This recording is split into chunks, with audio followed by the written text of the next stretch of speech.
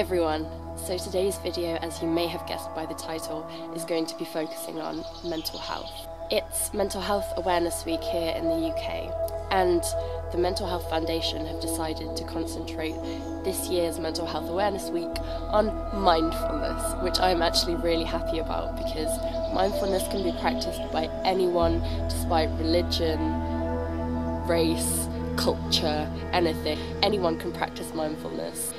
Even if you don't struggle with your mental health, mindfulness can be used to maintain a good mental health anyway. Mindfulness is actually an ancient Buddhist practice, and although that's where it derived from, you don't need to be religious to practice mindfulness. Anyone, anywhere can do it. Mindfulness is defined as a state with being in the present moment with purpose and without judgment. So instead of being sat here thinking constantly about what I have to do later, all the chores I need to do, instead of worrying about lots of things, I would be sat here and I would notice everything around me, because I would look at the colour of the sky, the grass, feel the grass, hear all the birds, see ants on the floor, whereas someone else who was not being mindful would come outside and see, I need to mow the lawn, I need to trim back the hedges, I've got to do this. They just wouldn't concentrate on the small things and be in the moment right now. Mindfulness can actually change the way we think and feel with persistent use. And it's currently being used to treat a variety of different mental health problems, such as anxiety, stress, depression, or various other types. But also, mindfulness can actually help with physical problems such as chronic pain, which is actually really interesting.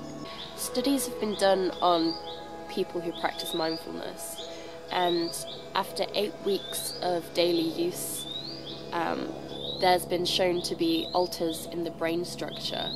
After a brain scan, they found that it altered the brain structure, and increased grey matter concentration was found in the prefrontal cortex, the left hippocampus, posterior cingulate cortex, temporoparietal junction, and the cerebellum. These are all involved with learning, memory, concentration, emotion regulation, sense of self, and perspective taking. Now, just in that list, there are several things that would help with borderline personality disorder. If you don't know the traits of borderline personality disorder, I'll tell you them now. They are unregulated emotions, so you get significant reactivity of mood, often with feelings of emptiness and intense anger, an unstable sense of identity, impulsivity, difficulty maintaining relationships, irrational fear of abandonment, self-harm or suicide ideation, and sometimes delusions and hallucinations. As someone who's been diagnosed with borderline personality disorder, parts of my brain that don't work like other people's are involved in that list, such as the prefrontal cortex. Obviously, unregulated emotions are going to be helped by emotion regulation. Unstable sense of identity, that directly is with sense of self.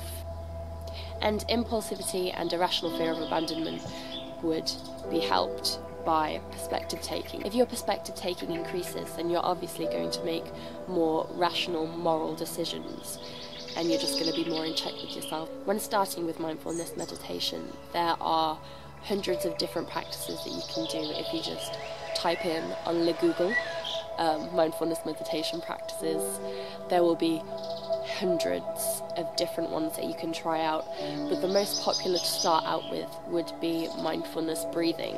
Mindfulness breathing just concentrates on breathing, because that is the easiest thing to concentrate on, because you don't have to try and breathe, you don't have to remember to breathe. That's something that you constantly do, and it's something that you will always have with you, so you can practice mindfulness breathing anywhere, absolutely anywhere. So all you do is you just sit, usually, or you can lie down if you prefer, but you sit in any position that you're most comfortable with. You don't have to have your legs all crossed up and hold your arms out like this. That's nothing to do with mindfulness meditation. Although if you do feel comfortable like that, please feel free. I just like to sit cross-legged and have my back straight, not slumped down like this, because that's not really going to help. And then I'll just close my eyes and just concentrate on breathing. And anytime you notice that your mind has wandered, just accept that your mind's wandered. Don't judge your thoughts or feelings or anything that comes up, and just bring it back to your breathing. So you constantly, anytime you go away from your breathing and your mind is wandering, just bring yourself back to your breathing and ground yourself there. Although sitting and concentrating on breathing sounds really, really, really easy, it's actually extremely difficult. Beginners will struggle so much with this because this isn't something that we practice in our everyday lives. And I find that most of the people that surround me are constantly thinking of what they need to do next, what they've already done, just things that are stressing them out, and they never spend any time not thinking, because our minds are just constantly going, and unless you actively tell it to stop and just concentrate on something, it's not going to shut up. It'll take quite a while for you to become good at mindfulness meditation. I've dabbled in it for a few months, but I've only properly started doing it every day for the past week or two. And I try and do 10 minutes a day, because obviously when you're starting out, you're not going to be able to do extremely long periods of time. So obviously I'm going to keep practicing my 10 minutes every day until I am good at it. If you do start getting frustrated with yourself because your mind keeps wandering, just don't worry about it. Just, that's the point, non-judgmentally, just come back to your breathing, accept anything that's going through your head, accept any feeling that comes up in your body or anywhere, just accept it, accept everything around you, and just be there with your breath.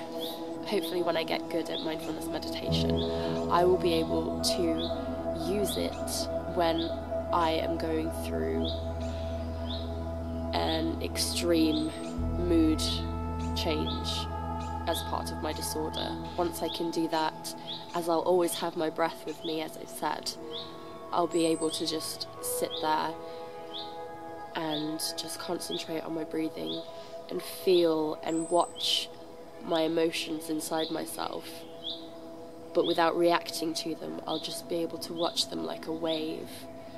And it's really exciting to me that one day I'll be able to just...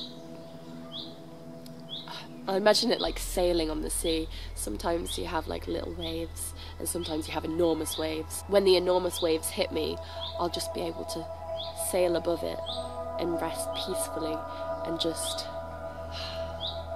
and it sounds incredible. But mindfulness meditation is a wonderful practice because it gives us the tools to live in the present moment, and it lets us appreciate the preciousness of life and the earth and everything around us. Hopefully this video is helpful, and I send you love and positivity, and I hope you have a wonderful day, and happy Mental Health Awareness Week.